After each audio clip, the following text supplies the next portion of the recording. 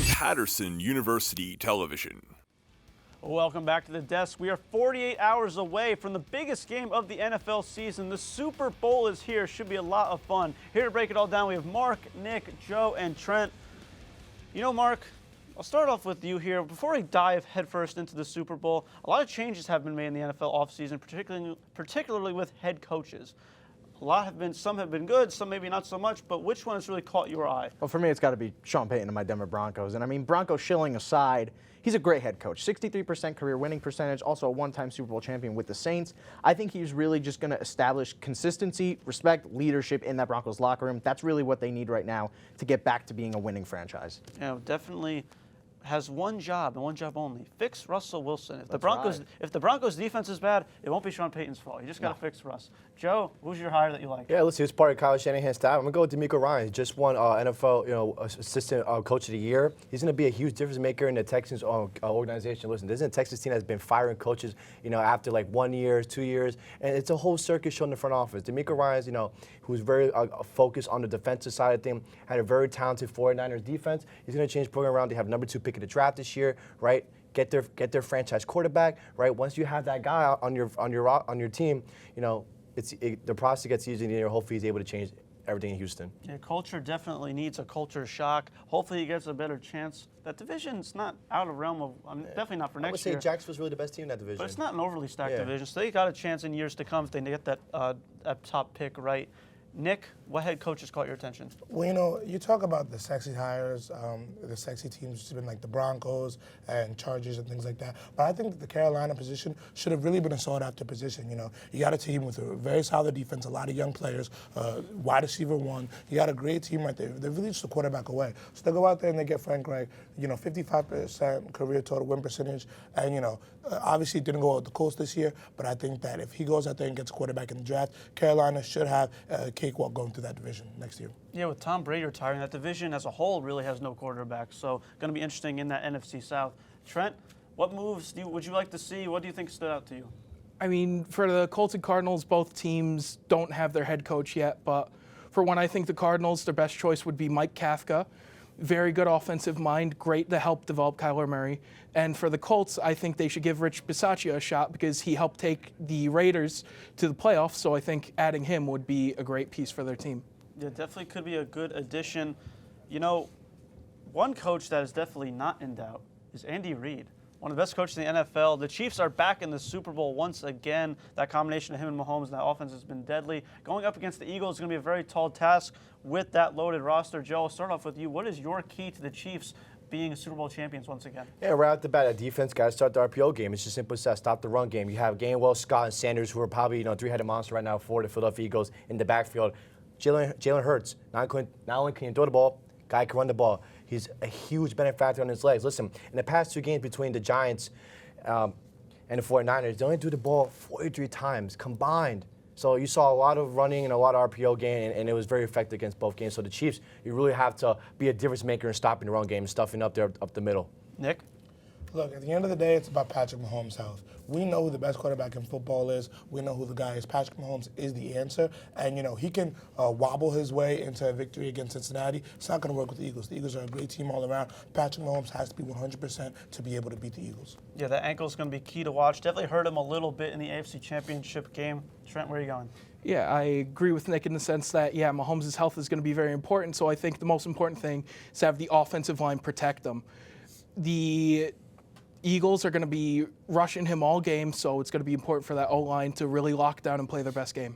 Marc? Look, A.J. Brown has had a phenomenal season for the Eagles, and he's Jalen Hurts' #1 target. I really think you got to stop A.J. Brown. Use bracket coverage. That's a way to double cover a receiver without having to really get a man-to-man. I really think that that's what they need to do in order to win this game. Marc, I'll keep it with you. We'll flip it over to the NFC side. The Eagles, they have a tall order to stop Patrick Mahomes and that offense.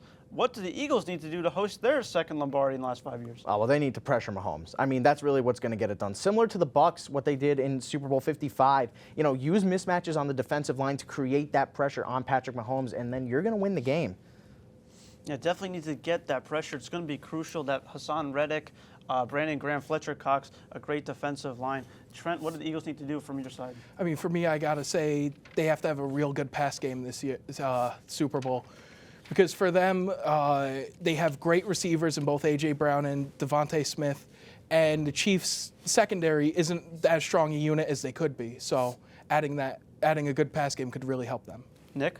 For me, it's about forcing turnovers. Look, we've seen the Chiefs play all year. We've seen them play in, countless AFC Championship games, countless Super Bowls, and we've seen that when they lose, it comes down to the other players around Mahomes.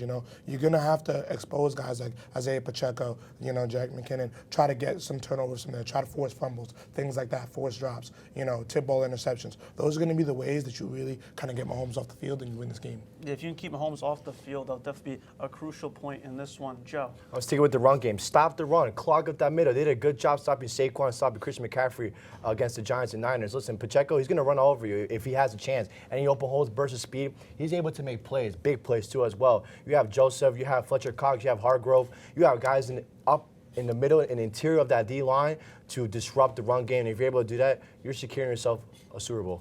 Yeah, definitely going to be a key figure. A lot of key figures on both sides for the player side of things. Trent, I'll start off with you. What Eagle has been your MVP in their playoff run? Quickly. I have to go to the trenches, and it has to be Jason Kelce. He orchestrates that O-line. He's arguably the best center in the game right now. Got to be him. Joe, who you like on the Phillies? Listen, I'm going with Hassan Reddick, man. Listen, he's premier edge rusher. He has 3.5 sacks so far. His playoffs, recording 16 sacks in regular season. He's been a different maker for this Eagles defensive line. Yeah, no, the 49ers had so much trouble blocking him. Big reason why Brock Purdy came out of that one. Huge factor in that game. Marc, the Chiefs side of things, you know a lot about them being that Broncos fan. Unfortunately. Who is your MVP on that squad? For me, it's got to be Chris Jones. I mean, he's an absolute force from the interior. You can see his stats right up here. 2 sacks, 7 total pressures, 3 tackles for loss, 91.6 PFF grade. It's hard to find a guy that rushes with such force from the interior, but Chris Jones does it, and that's why he's my playoff MVP for the Chiefs. I would argue his best career game ever last week against the Bengals. Made a huge destroyed that Bengals line, really exposed all those injuries. Nick, your MVP for the Chiefs. Well, we know I love this guy. You've been hearing me talk about him all show. Patrick Mahomes. Patrick Mahomes is such an amazing player. Just look at these stats so far. During the season, he had over 5,000 yards. We've seen, at this point, we got to call the AFC Championship game the Patrick Mahomes Invitational. I mean, he's there every year. He gets it done. In the Super Bowl, he's going to have to be their MVP if they're going to win this game. It was not Burrowhead this season. Mahomes closed out the heroic play at the end of the game with the ankle. Nick, I'll keep it with you, and I'm sad to say, this is my last time talking picks on the desk. It kind of hurts a bit. But Nick, I'll start off with you. We got our Super Bowl picks. It all comes down to this. Chiefs versus Eagles. Who do you got taking home the Lombardi? Look, let's be real. The Chiefs are going to win this game. The Eagles have faced Daniel Jones, Brock Purdy, and whoever else the 49ers could find off the street to play quarterback.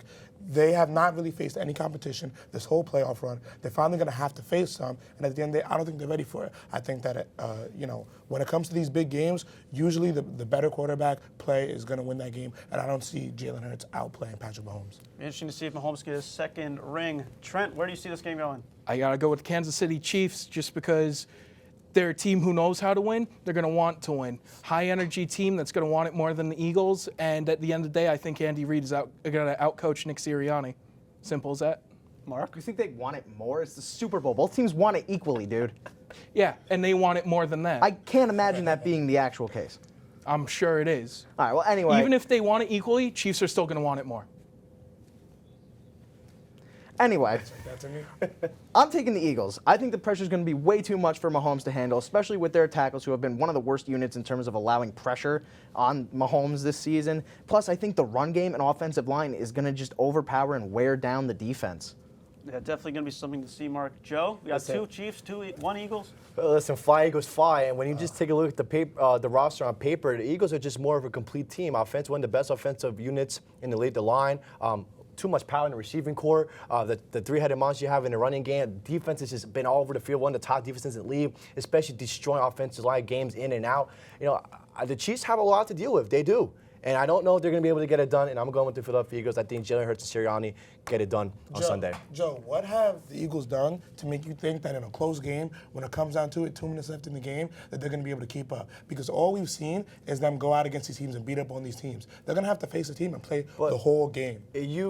So it's the Eagles' fault, though, that these teams are, injured or they're not the best teams in the league. We knew Minnesota was a fraud. We knew the Giants were going to be the best team against Philadelphia. The 49ers were supposed to be a better competition for Philadelphia. But listen, Dick, Hassan Reddick made a play that unfortunately Brock Purdy got hurt, but you can't control those things. You know what I mean? The Eagles have one of the best talented, units in the league, if anything. I'm just saying we haven't seen them play in those types of close games, close type situations. We have seen the Chiefs do it, and we have seen the Chiefs time and time again come out on top. I'm going to interject myself. It is 2-2, which is my most fun thing to do on Sports Desk. It doesn't always happen, and it's the Super Bowl. So my last NFL pick ever. What with this team? It hurts me, but it has to be the Eagles. I think the run game will be the difference, and I think they'll be able to. I don't want it to happen. Yeah, we don't want that either. I mean, as Giants fans, you don't want it to happen. I mean, yeah, as I say to Andrew Ballistreri often, I can be objective without supporting the team. Wow. But before we end the show on WP Sports Desk, we would like to give a huge shout out to William Patterson alumni Kevin Burkhardt as he prepares to call the big game on Sunday. And don't forget to follow us at Sports Desk WP on Twitter and Instagram for updates and more. We would like to give a special thank you to all of our cast and crew, and a big shout out to the studio manager, the wonderful Al Clark. From Studio B in Hamilton Hall, and for everyone at the desk, I'm Jimmy Patton, and we'll see you guys next time.